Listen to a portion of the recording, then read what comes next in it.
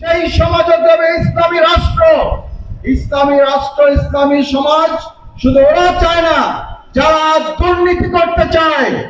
ইসলামী রাষ্ট্রের বিরোধিতা ওরা করে যারা শুধু চাঁদাবাজি করতে চায়, যারা দখলবাজি করতে চায়, লুটপাট করতে চায়, যারা দেশের অর্থ বাইরে আত্মসাৎ করতে চায়।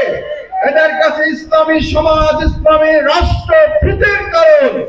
সেই কারণে আমরা যদি আজকে সোচ্চার না হই, আমরা যদি আমাদের অধিকার আদায়ের জন্য, আমরা যদি বাংলাদেশকে একটি সুন্দর রাষ্ট্রে গঠন করার জন্য নিজেরা যদি সোচ্চার না হই, নিজেরা যদি তৎপর না হই, আমাদের ঘাড়ের উপরে নতুন ভাবে নব্য ফ্যাসিবাদ চেপে বসবে।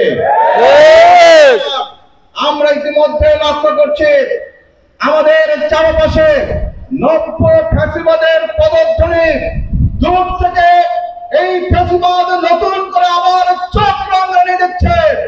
আমাদেরকে সতর্ক থাকতে হবে। আর ওদেরকে বলে দিতে চাই, নতুন করে ফ্যাসিবাদ বাংলাদেশে আর পুনর্বাসন হবে না।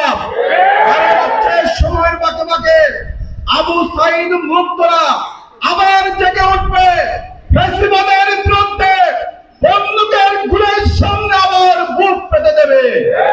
আমরা আমাদের নতুন প্রজন্মকে, আমরা আমাদের সন্তানদেরকে, আমাদের ছেলে মেয়েদেরকে সোচ্চার করে তোলার জন্য, সতর্ক থাকার জন্য অভিভাবক হিসাবে আমাদের গুরুত্বপূর্ণ দায়িত্ব পালন করতে হবে।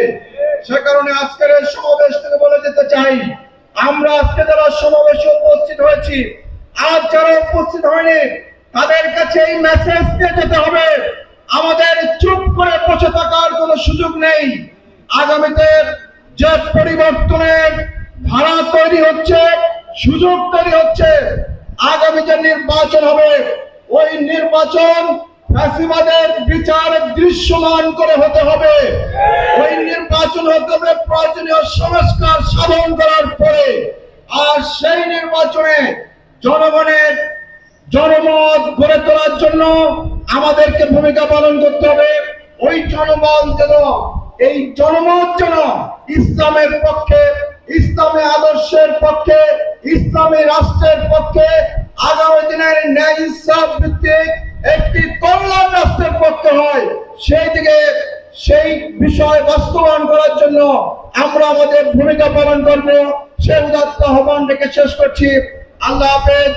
বাংলাদেশ জিন্দাবাদ। বাংলাদেশ শ্রমিক কল্যাণ ফেডারেশন জিন্দাবাদ।